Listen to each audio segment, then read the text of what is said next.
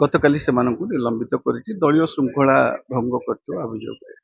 ରାଜ୍ୟସଭା ନିର୍ବାଚନରେ ଆପଣ ଦେଖିଥିବେ 5 ଜଣ ପ୍ରାର୍ଥୀ ଠିଆ ହେଇଥିଲେ, ସେଥିରୁ ଚତୁର୍ଥ ପ୍ରାର୍ଥୀ ଭାବରେ ଦିଲ୍ଲୀପ ରାୟ ବିଜୟ ଲାଭ କରିଛନ୍ତି ସ୍ୱାଧୀନ ପ୍ରାର୍ଥୀ, ଯିଏକି ତାଙ୍କ ପାଖରେ ଯେହେତୁ କୁହାଯାଉଥିଲା ସଂଖ୍ୟା ନଥିଲା, ତେଣୁ ଅନ୍ୟ ଦଳର ବିଧାୟକ ମାନେ ତାଙ୍କୁ ଭୋଟ ଦେଇଥିଲେ। ଦଳ ନିଷ୍ପତ୍ତି ନେଇଥିଲା ସମୟ ଯୋଉ ମିଳିତ ପ୍ରାର୍ଥୀ ଡକ୍ଟର ଦତୀଶ୍ୱର ହୁତାଙ୍କୁ ଦେବା ପାଇଁ, କିନ୍ତୁ ସେମାନେ ସେଇ ନିଷ୍ପତ୍ତି ବିରୁଦ୍ଧରେ ଯାଇଥିଲେ। ତାଙ୍କୁ ସେଟାକୁ ତ ବିଭିନ୍ନ ମହଲରେ ଘୋଡ଼ା ବେପାର, ହାତୀ ଇଏ ବେପାର ବୋଲି ଚର୍ଚ୍ଚା ଚାଲିଛି। ତାକୁ ନେଇ ଆରୋପ ପ୍ରତ୍ୟାରୋପ ବି ଚାଲିଛି, କିନ୍ତୁ ସେମାନଙ୍କୁ ଶୋକଜ ନୋଟିସ ଏବେ ତ କିଛି ଦିନ ତଳେ ଆପଣଙ୍କର ଦେଖିଥିବେ, ଆପଣଙ୍କର କଂଗ୍ରେସ ମଧ୍ୟ ତାଙ୍କର ଯୋଉ ବିଧାୟକ ମାନଙ୍କୁ ନିଲମ୍ବିତ କରିଛି। ଆଉ ଆଜି ଗତକାଲି ମଧ୍ୟ ବିଜୁ ଜନତା ଦଳ ତା ପୂର୍ବରୁ ଶୋକଜ ନୋଟିସ ଦେଇଥିଲା ସେମାନଙ୍କୁ, ଗତକାଲି ସେମାନଙ୍କୁ ନିଲମ୍ବିତ କରିଛି ଦଳୀୟ ଶୃଙ୍ଖଳା ଭଙ୍ଗ କରିଥିବା ଅଭିଯୋଗରେ। ହଁ, ଏଇ ଯୋଉ ପ୍ରତାପ ଜେନାଙ୍କ ଘରେ ବାଣ ଫୁଟେଇବା, ଇଏ କରିବା, ପ୍ରତିବାଦ କରିବା, ତାଙ୍କର ସିକ୍ୟୁରିଟିକୁ ଇଏ କରିବା, ସେଟା ପରଦିନ ରାତିରେ ହେଇଥିଲା। ସେ କିଛି ଯୋଉମାନେ ଛାତ୍ର ଯୁବ ନେତା କିଛି ନିଲମ୍ବିତ ହେଇଥିଲେ 6-7 ଜଣ, ସେମାନଙ୍କୁ ହୁଏତ ଦେବୀଙ୍କର ସମର୍ଥକ ବୋଲି କୁହାଯାଉଛି।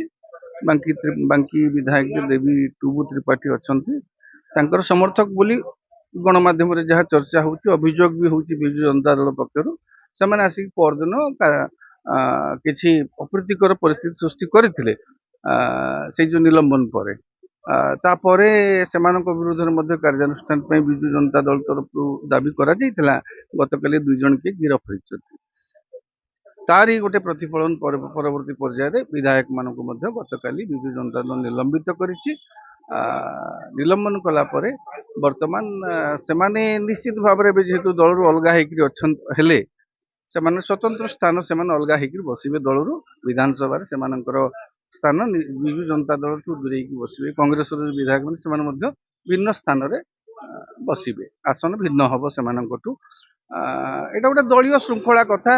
ଆମେ ଜାଣିନେ କୋଉ ଦଳର ଶୃଙ୍ଖଳା କଣ, କଂଗ୍ରେସର ଶୃଙ୍ଖଳା କଣ, ବିଜେଡିର କଣ, ବିଜେପିର କଣ, କିନ୍ତୁ ସେମାନେ ଯୋଉ ନିଲମ୍ବନ ପତ୍ରଟି ବାହାର କରିଛନ୍ତି ସେଥିରେ ସ୍ପଷ୍ଟ ଭାବରେ ଉଲ୍ଲେଖ କରିଛନ୍ତି ଯେ ଦଳୀୟ ଶୃଙ୍ଖଳାକୁ ଭଙ୍ଗ କରିକି ସେମାନେ ଯେହେତୁ ବିଧାୟକ ମାନେ ଅନ୍ୟ ପ୍ରାର୍ଥୀଙ୍କୁ ଭୋଟ ଦେଲେ, ସେମାନେ ସେ ଘୋଡ଼ା ବେପାର ଟର୍ମଟାକୁ ବିଜେଡି ଅଭିଯୋଗ କରୁଛି। ଆମେ ତ ସେ ଦିଗକୁ ଯିବା ନାହିଁ, ଯେହେତୁ ଦଳୀୟ ଶୃଙ୍ଖଳା ଭଙ୍ଗ କରିକିରି କରିଛନ୍ତି, ଗତକାଲି ସେମାନଙ୍କୁ ଦଳରୁ ନିଲମ୍ବିତ କରାଯାଇଛି। ହଁ, ମୁକିମଙ୍କ ସହିତ ଦେବୀ ତ୍ରିପାଠୀଙ୍କର ଭେଟ ହବାଟା ଏଇଟା ଗୋଟେ ଦେଖନ୍ତୁ ଗୋଟେ ସାମାଜିକ କାର୍ଯ୍ୟକ୍ରମ, ଗୋଟେ ସାଂସ୍କୃତିକ କାର୍ଯ୍ୟକ୍ରମ ନେଇ ତାଙ୍କ ଦଳରେ କାହିଁକି ଯୋଗ ଦେବେ? ସିଏ ଯୋଉମାନେ ଯାଇଛନ୍ତି, ଦେଖନ୍ତୁ ଆପଣଙ୍କର କଂଗ୍ରେସରୁ ହୁଅନ୍ତୁ, ବିଜେଡିରୁ ହୁଅନ୍ତୁ, ଯୋଉମାନେ ଯାଇଛନ୍ତି ସେମାନେ ସମସ୍ତ ବିକଳ୍ପ ବ୍ୟବସ୍ଥା କରିକି ଯାଇଥିବେ। କେହି କେବେ ନିଜ ରାଜନୈତିକ ଭବିଷ୍ୟତକୁ ବା ନିଜ ଗୋଡରେ କୁରାଢି ମାରିକିରି କେହି କେବେ ଯିବେ ନାହିଁ।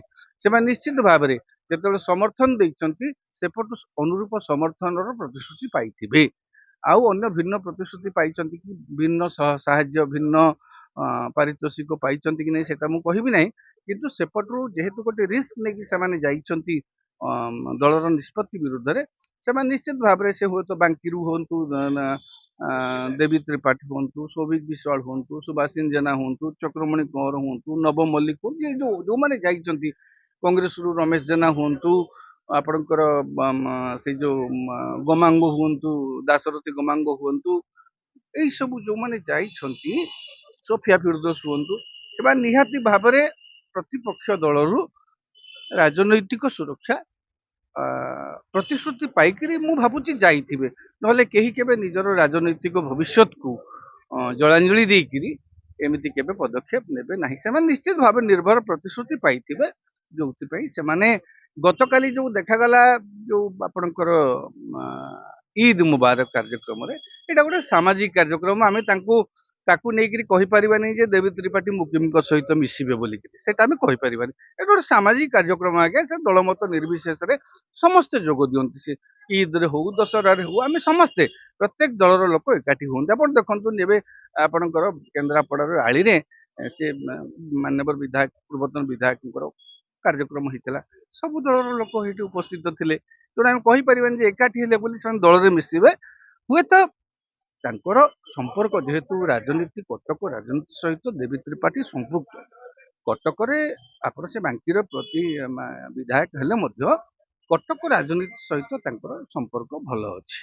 ହଁ କଟକରେ ବି ତାଙ୍କର କିଛିଟା ଦବଦବା ଅଛି ତେଣୁ ସେଇ ମର୍ମରେ କଟକର ନେତା ହିସାବରେ ସେ ଗୋଟେ ଇଦ୍ ଯୋଉ ତାଙ୍କର ଇଦ୍ ମୁବାରକ କାର୍ଯ୍ୟକ୍ରମରେ ଯୋଗ ଦେଇଥିଲେ ସେମିତି କିଛି ଆମେ ତାକୁ ନେଇକି ଆଶା କରିବା ଯେ ସିଏ ଯାଇକି ମୁକିମଙ୍କ ସହିତ ଯୋଗ ଦେବେ ସେଇଟା ଗୋଟେ ଭୁଲ କଥା Success can be simple with TSG Gurukul.